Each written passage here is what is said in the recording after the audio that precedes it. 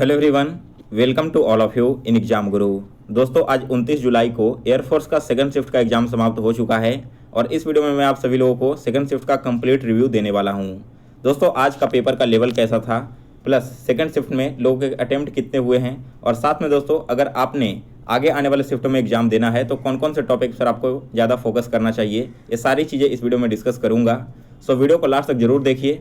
और अगर आप आज तक के जितने भी शिफ्ट हुए हैं उन सभी शिफ्टों के क्वेश्चंस का पीडीएफ डाउनलोड करना चाहते हो तो पीडीएफ मैंने अपने वेबसाइट examgurujob.com पर अपलोड कर दिया है और लिंक वीडियो के डिस्क्रिप्शन बॉक्स में दिया गया है, तो वहां से क्लिक करके आप इसे डाउनलोड कर लें। और वीडियो स्टार्ट करने से पहले दोस्तों, जितने भी नए कैंडिडेट इस चैनल से जुड़े हैं आप सभी से रिक्वेस्ट है कि अगर आप डेली एयरफोर्स एग्जाम से रिलेटेड वीडियोज़ देखना चाहते हैं तो इस चैनल को सब्सक्राइब कर बेल नोटिफिकेशन को ऑन कर लें। चलिए दोस्तों, आज का एनालिसिस वीडियो स्टार्ट करते हैं। तो सबसे पहले तो दोस्तों अगर मैं ओवरऑल पेपर लेवल की बात करूं तो आज के सेकंड शिफ्ट में आपका इंग्लिश का लेवल काफ़ी इजी आया था और सभी लोगों ने इसमें बहुत ही अच्छे अटेम्प्ट किए हैं। लेकिन वही अगर रागा की बात करें तो रागा में आपके जीके में भी एक दो क्वेश्चन ऐसे पूछ लिए गए थे जो किसी को नहीं पता था।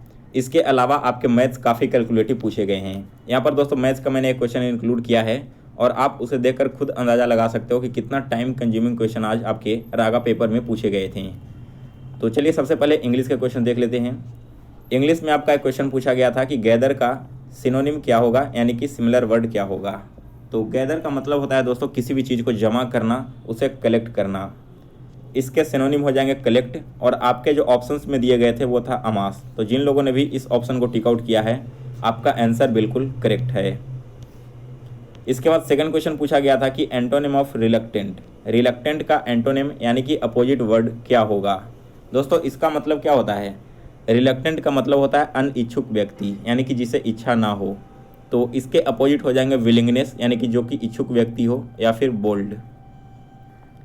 इसके बाद यहाँ पर देखो अगला क्वेश्चन क्या है, सिनोनिम ऑफ थ्राइव, थ्राइव का सिनोनिम पूछा गया है और यह आपका पैसेज जो आया था ना उसमें पूछा गया था। तो थ्राइव का मतलब होता है दोस्तों बनाना, यानी कि किसी भी चीज़ को बढ़ाना, डेवलप करना या फिर इसे ग्रो करना। इसके बाद अगला क्वेश्चन आया था fourth number, noun form of accept. Accept का आपको बताना था कि नाउन फॉर्म क्या होगा, और यह जो असेप्ट है वह एक प्रकार का वर्ब है, तो इसका नाउन फॉर्म यहाँ पर होगा असेप्टेंस। इसके बाद अगला क्वेश्चन यहाँ पर देखिए, एक फिल इन द ब्लैंक्स आया था, she is dash then her mother, और खाली स्थान आपको भरना था। तो देखो यहाँ पर देन वर्ड का यूज किया गया है ना, यानी कि कंपेरिजन किया जा रहा है यहाँ पर एक व्यक्ति को दूसरे व्यक्ति से। तो जब भी आपका कंपैरिजन किया जाए वर्ड में तो वहाँ पर आपको कंपैरेटिव डिग्री का यूज करना होता है, और आप सभी को पता है कि यहाँ पर प्रीटी वर्ड यूज किया जाएगा। तो प्रीटी का कंपैरेटिव वर्ड होता है प्रीटियर। सो इस खाली स्थान की जगह पर प्रीटियर बिल्कुल करेक्ट आंसर है। इसके बाद अगला क्वेश्चन आपका साइकोलॉजी का करेक्ट स्पेलिंग पूछा गया था। 4 ऑप्शंस थे, उनमें से 3 जो वर्ड था उसका स्पेलिंग गलत था और एक करेक्ट आपको बताना था। दोस्तों साइकोलॉजी का करेक्ट स्पेलिंग है PSYCHOLOGY। इसका मतलब होता है दोस्तों आपका मनोविज्ञान। इसके बाद अगला क्वेश्चन यहाँ पर देखिए फिर से रिपीट हो चुका है आपका। 7th क्वेश्चन में क्वेश्चन आया था सरप्राइज्ड एट ऐसे कुछ करके, या फिर एस्टोनिश्ड एट आया था। तो यह जो एस्टोनिश्ड एट है ना ऑलरेडी 2 शिफ्ट में रिपीट हो चुका है, आज के मॉर्निंग शिफ्ट में और कल के शिफ्ट में। और आज आपका फिर से सिमिलर रूल पर क्वेश्चन पूछ लिया गया है। यहाँ पर आपका पूछा गया था कि सरप्राइज्ड के साथ में कौन सा प्रीपोजिशन यूज किया जाएगा, इस तरह से कुछ क्वेश्चन थे, तो आपका एट करेक्ट आंसर है। इसके बाद एक वन वर्ड पूछा गया था। क्वेश्चन क्या था कि स्पीच विदाउट प्रिपरेशन, यानी कि वैसा स्पीच जो बिना प्रिपेयर किए दिया गया हो। तो इस तरह की स्पीच को हम बोलेंगे दोस्तों यहाँ पर एक्सटेम्पर। ठीक है, इस क्वेश्चन का करेक्ट आंसर है एक्सटेम्पर। इसके बाद अगला एक नॉट ओनली बट ऑल्सो के कॉन्सेप्ट पर फिर से क्वेश्चन रिपीट हो चुका है, और जहाँ तक मुझे याद है कि इस कॉन्सेप्ट पर 2 से 3 क्वेश्चन ऑलरेडी आपके एग्जाम में आ चुके हैं अलग अलग शिफ्टों में। इसके बाद यहाँ पर अगला क्वेश्चन आया था सी स्पीक्स इंग्लिश, और इसके बाद खाली स्थान था। 2 ऑप्शन मुझे मिले हैं जिनमें से एक था फ्लुएंटली और दूसरा था फ्लुएंट। तो करेक्ट आंसर है इसका दोस्तों फ्लुएंटली। इसके बाद नेक्स्ट क्वेश्चन नंबर 11th। यहाँ पर देखिए सिमिलर क्वेश्चन मैंने आपको आज के मॉर्निंग शिफ्ट में करवाया है और फिर से आपके सेकंड शिफ्ट में यही क्वेश्चन रिपीट हो चुका है। If it rain they will not come. इस क्वेश्चन में आपको बताना था कि एरर कहाँ पर है। तो मैंने आपको बताया था दोस्तों कि सुबह में आपका जो पहला पार्ट है वो है कंडीशनल क्लाउज का। इफ़ इट रेन का मतलब कि यदि बारिश होती है तो यहाँ पर कंडीशन लगा हुआ है ना इफ़ का, इसलिए आपका कंडीशनल क्लाउज हो गया। और दे विल नॉट कम, यानी कि अगर बारिश हो जाती है तो वे नहीं आएंगे। तो जो मेन क्लाउज है वो आपका सेकंड वाला पार्ट हो गया। अगर सेकंड वाला पार्ट आपका मेन क्लाउज है और फ्यूचर इंडिफिनिट में है, क्योंकि यहाँ पर विल का यूज किया गया है, तो आपका जो यहाँ पर फर्स्ट वाला जो पार्ट है ना, यहाँ पर कंडीशनल क्लाउज, वो आपका प्रेजेंट इंडिफिनिट में होगा और वर्ब सिंगुलर आएगा। लेकिन वर्ब यहाँ पर आपका प्लूरल यूज किया गया है रेन, तो इसका सिंगुलर फॉर्म होता है रेन्स। रेन को आप रिप्लेस कर दीजिए रेन्स से, तो आपका जो वर्ड है बिल्कुल करेक्ट आंसर हो जाएगा। सो गाइस, यहाँ पर जिन लोगों ने भी मॉर्निंग वाला एनालिसिस देखा होगा और इससे पहले का एनालिसिस देखा होगा, तो आपने इस क्वेश्चन को बिल्कुल सही तरीके से सॉल्व कर लिया होगा। इसके बाद एक और यहाँ पर क्वेश्चन आया था कि more leisure as well as an abundance of goods are attainable through automation. इसमें भी आपको बताना था कि कौन से पार्ट में एरर है। तो देखिए, यहाँ पर लीजर जो वर्ड यूज किया गया है ना, वो आपका सिंगुलर फॉर्म में है। तो अगर आपका वर्ड सिंगुलर में है तो आने वाला हेल्पिंग वर्ब हमेशा से सिंगुलर ही होगा। लेकिन आर यहाँ पर आपका प्लूरल है, तो आर को रिप्लेस कर दीजिए इज से, आपका जो वर्ड है वो बिल्कुल करेक्ट हो जाएगा। सो गाइज, यहाँ पर टोटल 12 क्वेश्चंस मुझे इंग्लिश के मिले थे, जिनका सॉल्यूशन मैंने आपको करवा दिया।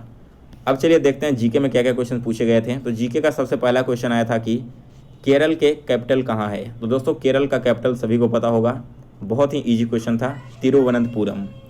बात करें यहाँ के चीफ मिनिस्टर की, तो वर्तमान में केरल के चीफ मिनिस्टर हैं पिनराई विजयन और यहाँ के गवर्नर हैं आरिफ मोहम्मद खान। नेक्स्ट क्वेश्चन आया था CFL का फुल फॉर्म क्या होगा। तो CFL का फुल फॉर्म है दोस्तों कॉम्पैक्ट फ्लोरेसेंस लैंप। इसके बाद अगला क्वेश्चन आया था हु प्रोटेक्ट्स फंडामेंटल राइट, यानी कि जो हमारे फंडामेंटल राइट्स हैं उसे कौन संरक्षण देता है। और यहाँ पर फंडामेंटल राइट, फंडामेंटल ड्यूटी से हर शिफ्ट में क्वेश्चन पूछे जा रहे हैं। और फर्स्ट डे से मैं रिपीट करते आ रहा हूँ कि इन दोनों टॉपिक को आप अच्छे से कंप्लीट करके जाओ। तो जिनका भी आगे आने वाले शिफ्टों में एग्जाम है, जितने भी हमारे फंडामेंटल राइट हैं उसे आप एक बार जरूर देख लेना। मे भी किसी शिफ्ट में आपके आर्टिकल के थ्रू क्वेश्चन पूछ लिए जाएँ। तो दोस्तों, हमारे जो फंडामेंटल राइट है, मौलिक अधिकार, इसको सुरक्षा प्रदान करता है सुप्रीम कोर्ट। यानी कि अगर हमारे फंडामेंटल राइट का हनन होता है तो हम सुप्रीम कोर्ट में जा सकते हैं। और किस आर्टिकल के थ्रू जा सकते हैं, तो यहाँ पर हम जाएंगे आर्टिकल 32 के तहत। और इसीलिए आर्टिकल 32 को heart and soul of Indian constitution कहा जाता है।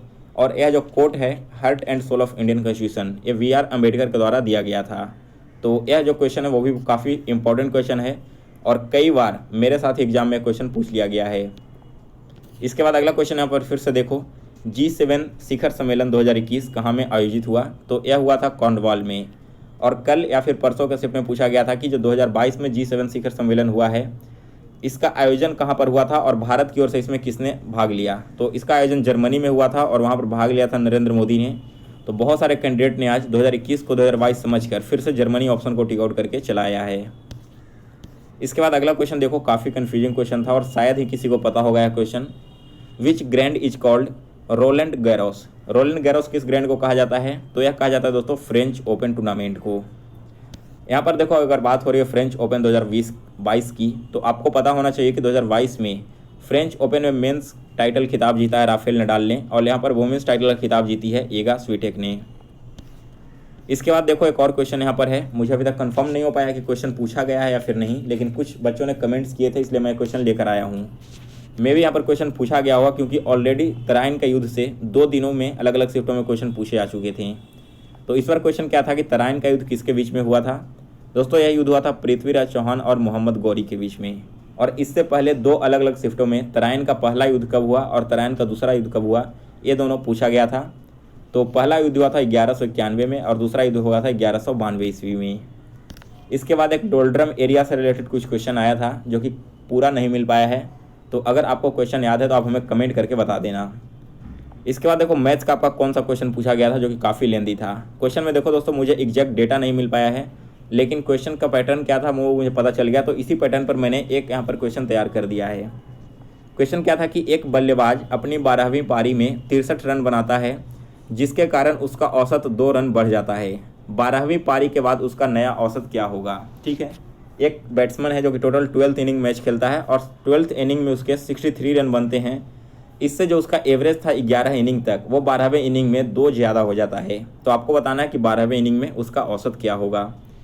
सबसे पहले मान लो कि जो पहला 11 पारी खेला उस बैट्समैन ने, उसमें उसके टोटल 1 रन थे एवरेज। ठीक है, यहाँ पर एवरेज की बात हो रही है ना, तो हम मान लेते हैं कि उसका जो एवरेज रन था 11 पारी में वो 1 रन था।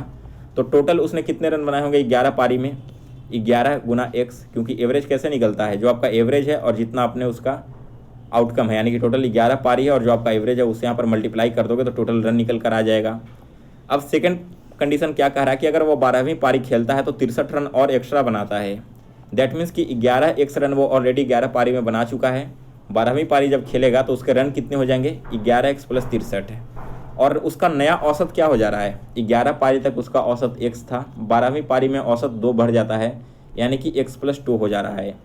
तो यहाँ पर हमारे कहने का मतलब यह है कि जो x + 2 है इसका एवरेज हम जब ये एवरेज है x + 2, इसी का वैल्यू है ना 11x + 63। तो यहाँ पर अगर यह 12 इनिंग का एवरेज है तो टोटल कितना हो जाएगा, 12 गुना x + 2। अभी मैंने आपको ऊपर बताया था ना कि अगर 11 पारी में टोटल x रन है एवरेज, तो टोटल रन कितने हो जाएंगे, 11x। तो उसी तरह से टोटल जो यहाँ 12 पारी में एवरेज रन है वो x + 2 है, तो टोटल कितने रन हो जाएंगे, 12 × x + 2। और इसका जो वैल्यू है वो 11x + 63 के बराबर है, क्योंकि हमने यहाँ पर पहले ही पता कर लिया था कि 12 पारी में टोटल इतने रन बनते हैं। तो बस आपको यहाँ से x का वैल्यू पता कर लेना है।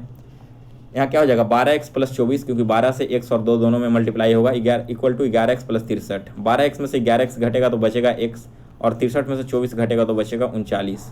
यानी कि दोस्तों x जो है वो आपका 39 है। और यह x क्या था, x हमारा 11 पारी का औसत रन था, लेकिन हमसे पूछा गया कि 12वीं पारी में औसत रन क्या है।